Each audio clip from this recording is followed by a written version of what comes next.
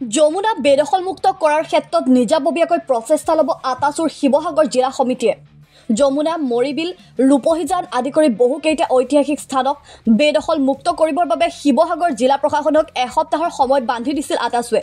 কিন্তু আজি 5 দিন অতিক্ৰম কৰাৰ পাছতো কোনো ধৰণৰ পদক্ষেপ গ্ৰহণ কৰা নাই জিলা প্ৰশাসনে। এই অভিযোগ আটাছুৰ জিলা সমিতিৰ, যাৰ বাবে শুক্ৰবাৰে নিজাববীয়াকৈ প্ৰচেষ্টা ল'ব আটাছুৱে। এই ক্ষেত্ৰত যদি যিকোনো অপ্ৰীতিকৰ পৰিস্থিতিৰ সৃষ্টি হয় তেন্তে আটাছু কোনো কাৰণতে জগৰীয়া নহ'ব বুলি স্পষ্ট কৰি দিয়ে জিলা সমিতিৰ বিষয়ববীয়াসকলে। শিৱসাগৰৰ পৰা ৰাতু কুমাৰ দাসৰ ৰিপৰ্ট, লেংডন বাতৰি। এক গৌৰৱোজ্জ্বল চকবছৰীয়া ইতিহাসৰ স্বাক্ষৰ বহন কৰা শিৱসাগৰ জিলা বিভিন্ন ঐতিহাসিক সমলে ভৰপূৰ, কিন্তু আমি টাইম ছাত্ৰ সন্থাই বিভিন্ন সময়ত এই ঐতিহাসিক সমলবোৰ সংৰক্ষণ আৰু সভাৱৰ্ধনৰ কাৰণে মাত মাতি আহিছো। অতি দুৰ্ভাগ্যজনক বিষয় যে অতি শেহতীয়াকৈ যমুনাৰ ওপৰত যি ধৰণৰ অবৈধ বেদখল চলিছে, ইয়াৰ ওপৰত কিন্তু শিৱসাগৰ জিলা প্ৰশাসন সম্পূৰ্ণ নীৰৱ ভূমিকা পালন কৰিছে, যাক লৈ আমি সদৌ টাইম ছাত্ৰ সন্থাই ইতিমধ্যে আমি এখন ফলক আঁৰি দিছো। ফলকখনত 7 দিনৰ আমি সময়সীমা বান্ধি দিছিলো, কিন্তু ইয়াৰ পিছতো আজি পৰ্যন্ত শিৱসাগৰ জিলা প্ৰশাসনে আচলতে এই উচ্ছেদ কৰাৰ ক্ষেত্ৰত কিন্তু কোনো ধৰণৰ গুৰুত্বপূৰ্ণ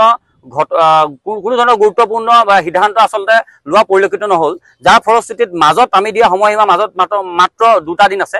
ইয়াৰ পিছত যদি জিলা প্ৰশাসনে যদি কোনো ধৰণৰ ভূমিকা হাতত নলয়, নিশ্চয়কৈ আমি টাইম ছাত্ৰ সন্থাই আমি নিজাববীয়াকৈ আমি ব্যৱস্থা আমি গ্ৰহণ কৰিবলৈ বাধ্য হ'ম। আৰু ইয়াৰ কাৰণে যদি কিবা অনাকাংক্ষিত পৰিৱেশ পৰিস্থিতিৰ যদি সৃষ্টি হ'বলগীয়া হয়, তাৰ কাৰণে কিন্তু টাইম ছাত্ৰ সন্থা শিৱসাগৰ জিলা সমিতি কোনো কাৰণতে জগৰীয়া নহয়, সেইটো কথা আমি স্পষ্ট ভাষাৰে জনাই দিছো। আৰু ইয়াৰ সমান্তৰালকৈ আমি এটা কথা বিজ্ঞানসন্মত ভাৱে এটা কথা আমি ক'ব বিচাৰো যে ঐতিহাসিক যি আমাৰ যমুনা আছে, যমুনা সংৰক্ষণৰ আমি কথাটো এই কাৰণে আমি কৈছো, যমুনাখনৰ লগত আমি পুনৰ কৈছো যে যমুনাখনৰ লগত শিৱসাগৰৰ ঐতিহাসিক সমলসমূহৰ এক বিজ্ঞানসন্মত দৃষ্টিভংগী জড়িত হৈ আছে। যমুনাখনৰ লগত শিৱসাগৰ শিৱদৌল, দেৱীদৌল, বিষ্ণুদৌলৰ আয়ুস ৰেখা জড়িত হৈ আছে। যমুনাখনে আচলতে শিৱসাগৰ পুখুৰীৰ পানীৰ ভাৰসাম্যতা ৰক্ষা কৰি আহিছে, গতিকে এই যমুনাখন সংৰক্ষণ কৰাৰ প্ৰয়োজনীয়তা আছে।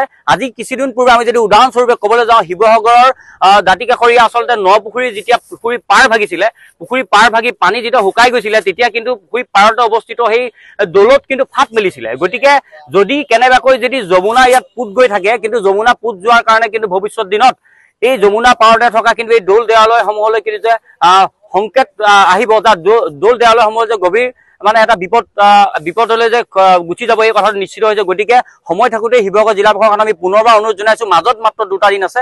ইয়াৰ পিছত কিন্তু টাইম ছাত্ৰ সন্থাই কিন্তু কৰ্মীসকলে নিজাববীয়াকৈ আমি ব্যৱস্থা গ্ৰহণ কৰিবলৈ আমি বাধ্য হ'ম।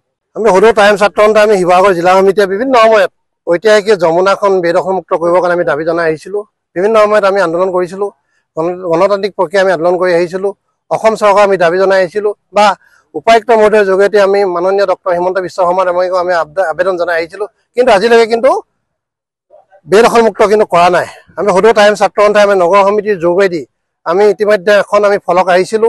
তাত যিসকল ভাড়াতীয়া আছিল বা বিভিন্নজন ব্যক্তিয়ে বেদখল কৰি তাত ঘৰ বনাই দিছিল, সেই ভাড়াতীয়াসকলক আমি ভাড়াঘৰ মুক্ত কৰিবৰ কাৰণে ইতিমধ্যে আমি সময়সীমা দিছিলোঁ 7 দিন। ইতিমধ্যে 5 দিন উকলি গৈছে আৰু 2 দিন আছে। 2 দিনৰ ভিতৰত যদি এই ভাড়াঘৰসমূহ যদি মুক্ত নকৰে বা ভাড়াঘৰসমূহ বেদখল মুক্ত নকৰে, তেতিয়াহ'লে আমি সদৌ টাইম ছাত্ৰ সন্থাই আমি নিজাববীয়াকৈ এই বেদখল মুক্ত কৰিবলৈ কিন্তু বাধ্য হ'ম।